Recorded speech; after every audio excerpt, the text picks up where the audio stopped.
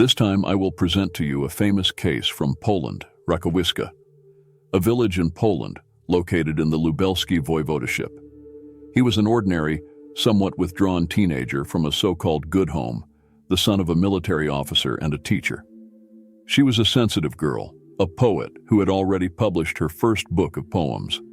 Nothing foreshadowed the tragedy to which they would end up. And in any case, nothing that the residents of the small village of less than 1,500 people could have noticed beforehand. On the contrary, Rakowiska residents quoted by the local media were shocked by what happened on the night of December 2014.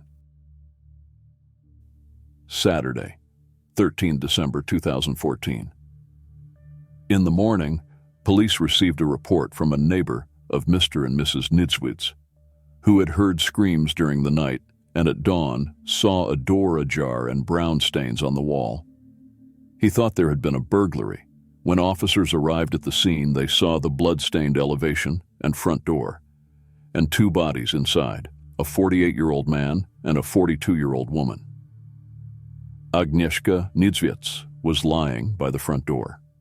As came to light during the investigation, she managed to get out of the house but was dragged back into it by the killer. Jerzy Niedzwiecz was found in the bedroom. He had cut marks on his hands with a blunt knife. The killers had tried to cut off his hands. Blood was everywhere. On the floor, the curtains, the walls inside and outside. Numerous cuts and stab wounds were revealed on the bodies of the victims. For Agnieszka Niedzwiecz, the wound inflicted on her forearm, which caused a severed artery, proved fatal. The immediate cause of death for Jerzy Niedzwiecz, on the other hand, was the blows inflicted in the abdomen, resulting in a hemorrhage into the abdominal cavity. The perpetrators were found quickly. On the same day, the police tracked down in Krakow the son of the murdered Kamil Niedzwiecz and Zuzanna Maksimiuk, his partner and accomplice in crime. In fact, the only motive for the crime was that the parents did not approve of their son's relationship with Zuzanna. They stood in the way of their love and did not allow them to meet. The girl did not have a good reputation. She used drugs and, as came to light during the investigation, she also had another crime on her record: intercourse with a 15-year-old girl and giving drugs to minors. In 2015, Zuzanna was sentenced to 2 years imprisonment for these offenses. She was allegedly a bad influence on Kamil.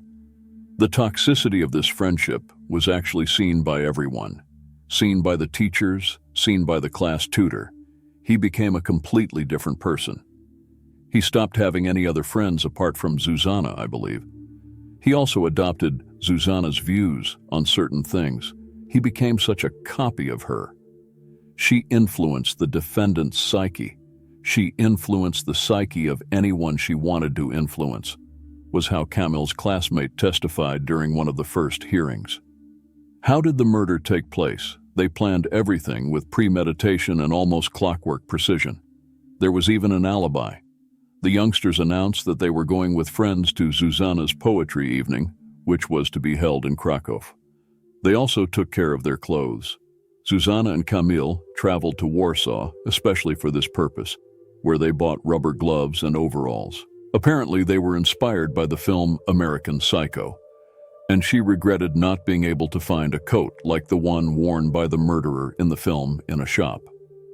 Before they entered the house to carry out the crime, Kamil took the dog outside so that it would not disturb their plan.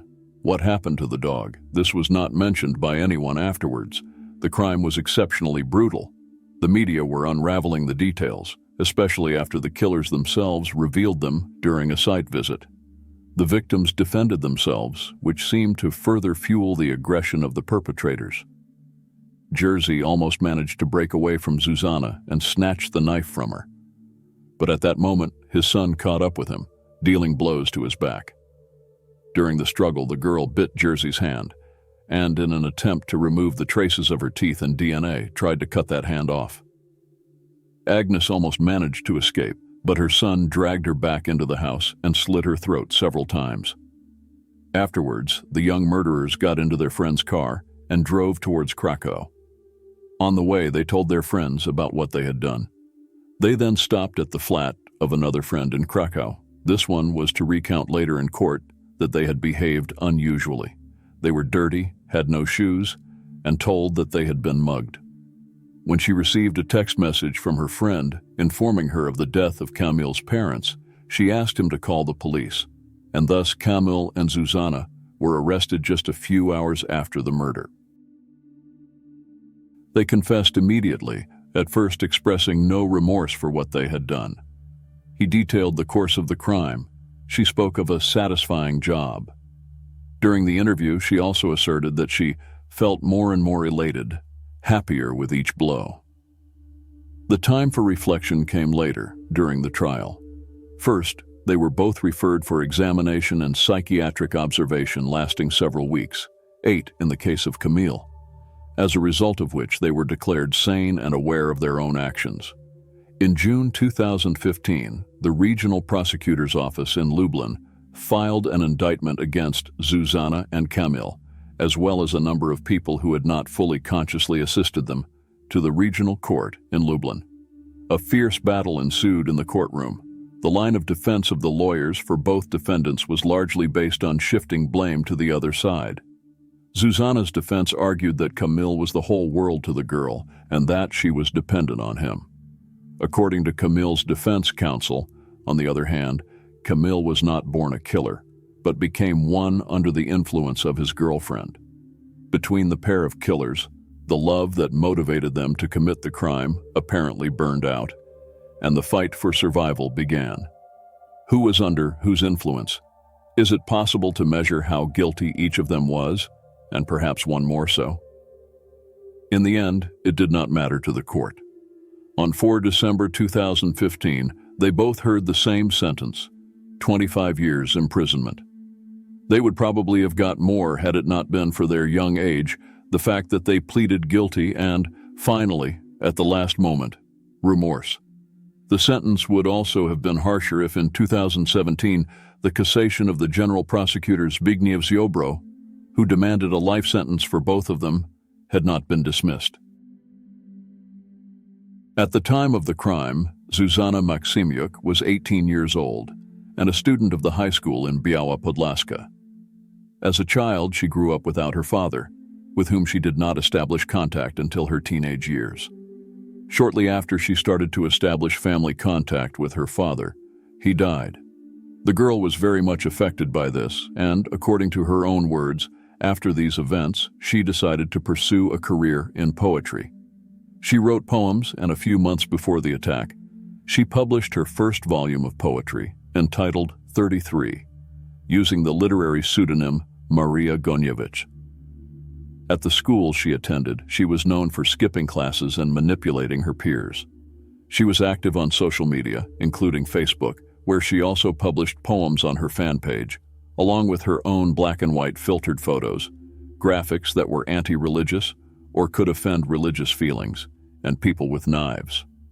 In 2012, she entered into the previously mentioned intimate relationship with a younger female pupil of the school she was attending at the time. And as the pupil was under 15 years old at the time, Maksimiuk committed an offense. She was sentenced to a suspended prison sentence for sexual intercourse with a minor and for making marijuana available to minors. This was a few months before the next sentence in the Rakowiska crime trial. Camille was also 18 years old at the time of the crime and was a student at the Kraszewski High School in Biała Podlaska. According to his schoolmates and teachers, the student had not caused any problems before. These started when he met Zuzana and entered into a romantic relationship with her. He then started skipping school and spending practically all his time with his girlfriend, which his parents did not like very much. He had also started to take drugs, which she was supposed to have given him. The perpetrators, in their own words, began planning the crime while watching films filled with violence and aggression. On one occasion, during one such film screening, Susanna was said to have joked that they could also murder Camille's parents in the same way as in one of the films. At first, they were both to consider it a joke, but then they began to plan the crime seriously. The motive was supposed to be mainly the lack of acceptance of their relationship by the boyfriend's parents. Moreover, during a drive to Krakow with two of their friends, after the crime had already been committed, Susanna told them about the murder they had committed, also telling them that she would get 200,000 zloty from the sale of the cars of the boyfriend's slain parents for their silence on the matter. According to many experts and people who looked into the case, Susanna may have manipulated her boyfriend into committing this crime. Although there is no clear evidence of this, Rakowiska is a village described as the bedroom of Biała Podlaska. The nice new houses are mostly inhabited by border guards and customs officers. In the summer of 2016, the 186-square-meter house where the crime took place was put up for sale. The advertiser did not mention what happened in December 2014. The price was lowered several times until finally someone was tempted. According to local media reports, the building is currently occupied. I don't think anyone will ever know what was really going on in Kamil's head when he and his girlfriend Zuzana inflicted the fatal blows on his parents. Nor can anyone establish what had previously happened within the four walls of the beautiful new house in which the family had moved a few months before the tragedy. The reason for this murder will never be known. It lies somewhere deep within one person and another, Professor Marek Konopczynski, a re-socialization pedagogue, said back in 2014 in an interview.